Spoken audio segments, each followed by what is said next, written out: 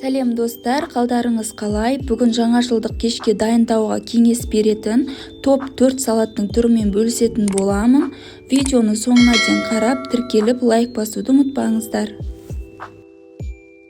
Бірінші дайындайтын салатымыз ананас салаты деп аталады.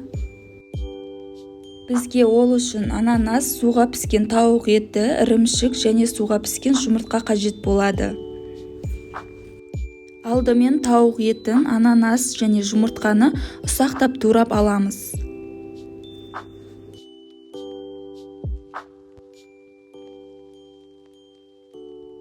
Сосын ірімшікті үккіштің ең кіші көзінен өткіземіз.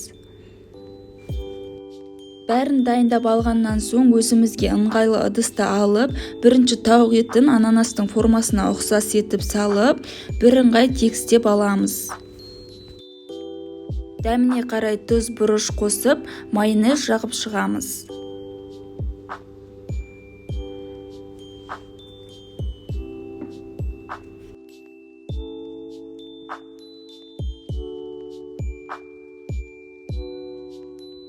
Тауық етінің үстіне майдалап туралған ананасты біркелкі етіп қойып шығамыз.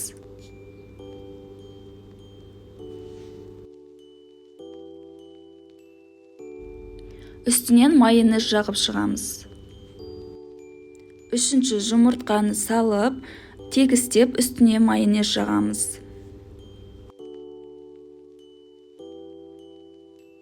Соңында үстіне ірімшікті салып, толықтай тегістейміз.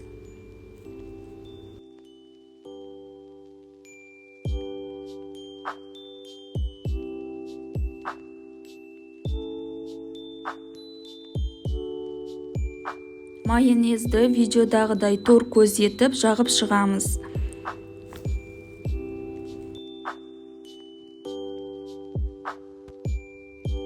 Ананастың жапырағын жасау үшін көк пиязды пайдаланамыз. Тор көздің ішіне жаңғақты қойып әсемдеп шығамыз. Біздің салатымыз дайын болды. Мерекелік дастарханға өте әдемі көрінеді. Бұл рецептпен 2 осындай ананас шығады.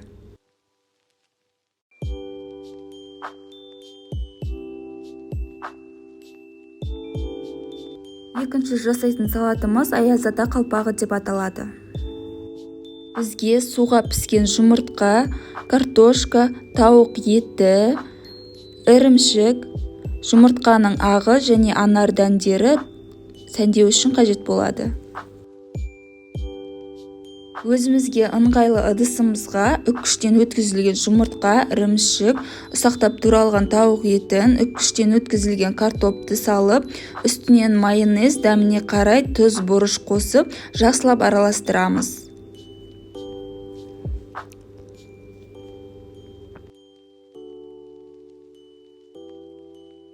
Сосын шай кесе алып, дайын тұрған салатты ішіне салып, нығыздап, тарелкаға төңкереміз.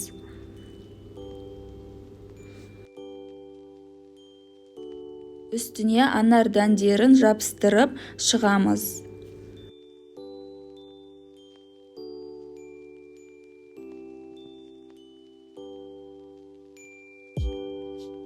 Төмен жағына үккіштен өткізілген жұмыртқа ағын айналдыра қойып шығамыз.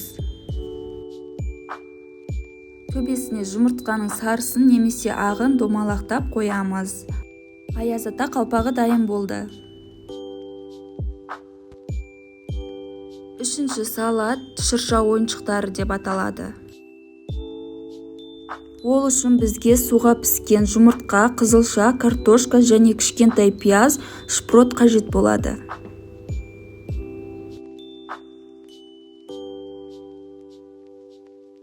Пияздың жартысын ұсақтап турап ыдысымызға саламыз.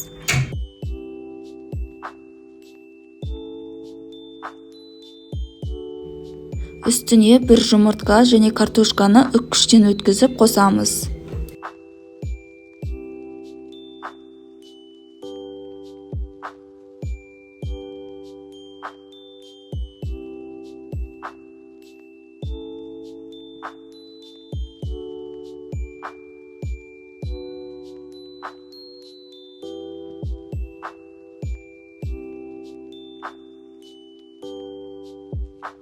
Балықтарды вилкамен езгілеп ыдысымызға салып, дәміне қарай тұз, бұрыш және майонез қосып араластырамыз.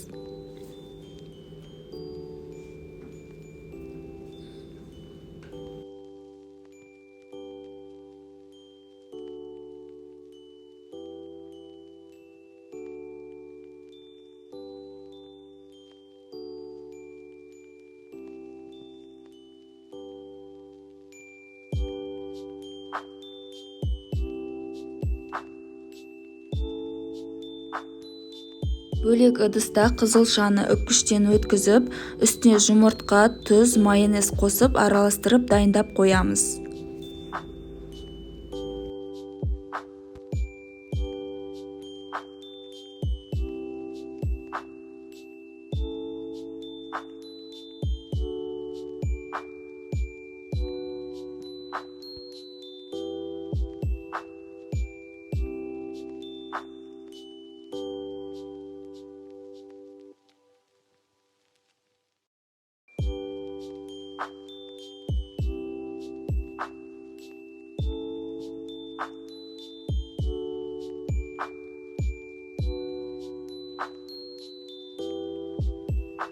Видеодағыдай пищевая пленканы төсеп, үстіне қызылшаны салып, жайып тегістейміз.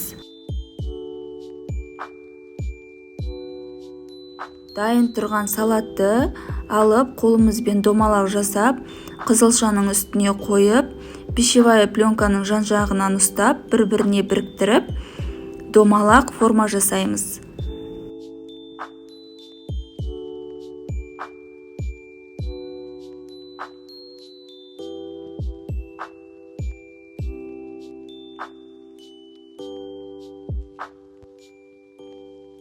Осылайша қалғандарын да жасап шығамыз.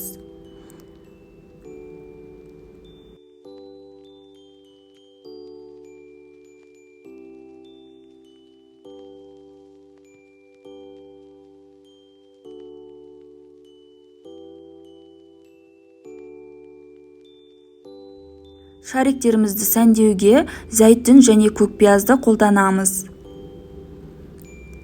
Біздің шырша ойыншықтарымыз дайын болды. Бірге жасаңыздар.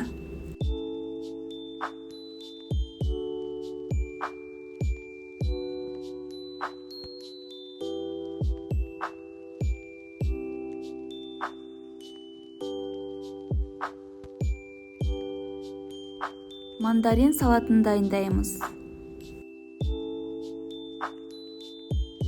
Ол үшін бізге шұжық, ірімшік және суға піскен сәбіз, жұмыртқа, картошка қажет болады.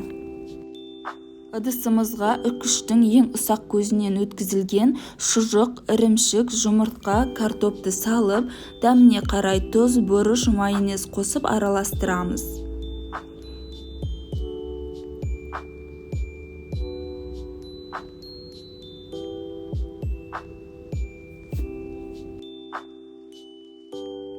Бірдей домалақ бөліктер дайындап аламыз.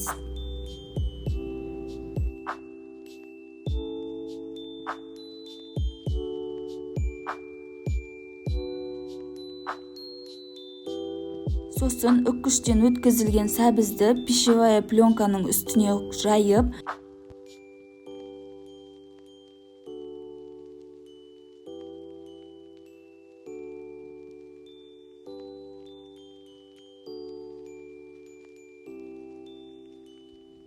дайын тұрған домалақ салманы алып, сәбіздің үстіне қойып, пищевая пленканың жан-жағынан жинап, домалақ мандариннің формасын жасаймыз.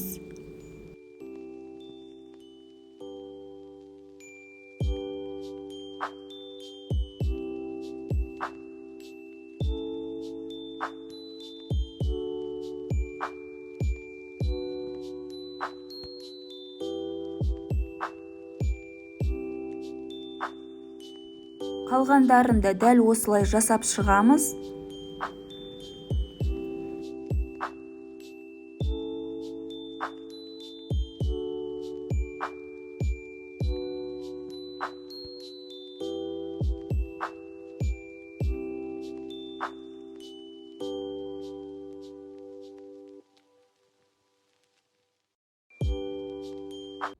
Мандариндерді сәндеу үшін мандарин жапырағын және гвоздиканы қоямыз.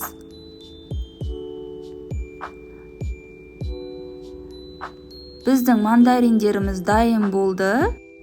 Менімен болғандарыңызға рахмет. Сау болыңыздар.